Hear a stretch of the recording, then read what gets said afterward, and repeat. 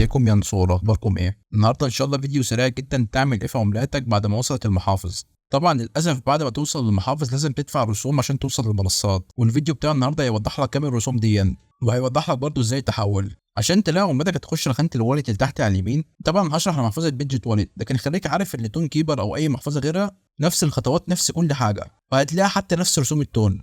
هتنزل تحت شويه هتلاقي عملاتك بتاعت روكي رابت. انا مثلا معايا 566 الف عمله، هتدوس عليهم وتدوس على كلمه سند. هيقول لي دخل المحفظه ودخل عدد عملاتك، فعدد عملاتك هتحط اول او كلها. وبالنسبه للمحفظه هعلمك دلوقتي ازاي تجيبها من بيدجت. هتفتح بيدجت، هتروح على اسيتس اللي تحت على اليمين او هتلاقي اسمها الاصل عندك، وبعد كده هتدوس على كلمه اد فاندز، او ممكن تلاقي كمان اسمها ايداع، وهتدوس على كلمه ديبوزيت كريبتو، او ممكن تلاقي عندك بالعربي ايداع العملات المشفره، وهتكتب في البحث RBTC.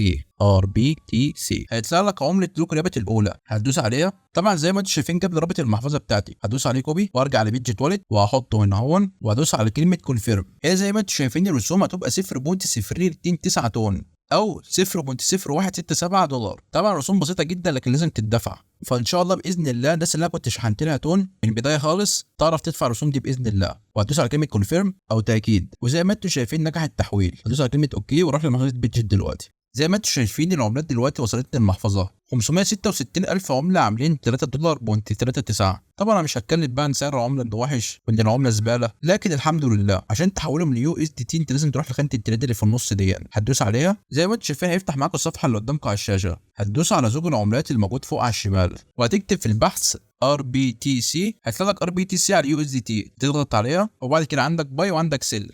تمام، احنا هنخليها على كلمه سيل او بيع. هنا ممكن تلاقي ليميتد اوردر، لا انت هتخليها ماركت او السوق، والشريط اللي بيتشد ده هتسحبه للاخر. وهتدوس على الزرار الاحمر اللي هو سيل RBTC، وبعد كده تدوس على كلمه كونفيرم. وبس كده انا بعت عملاتي. لو نرجع المحفظه دلوقتي زي ما انتم شايفين بقى معايا 5 يو اس دي تي. طبعا كان معايا رصيد في المحفظه، فالرصيد بتاع روك رابت اتضاف عليها. وبس كده، اللي عنده اي مشكله يا ريت يجي لي في التليجرام، وانا باذن الله هحاول اساعده. ولو حد عايز برضه رسوم او اي حاجه يجي لي برضه التليجرام، وانا ان شاء الله هحاول اساعدكم باذن الله. وطبعا انت معاك يو اس دي تي، انا ممكن اشتريهم منك او ممكن تبيعهم بي تو بي، او ممكن تبيعهم عند اي وسيط او اي موقع. ان شاء الله فيديو النهارده يكون فادك، واشوفكم على خير في الفيديو القادم.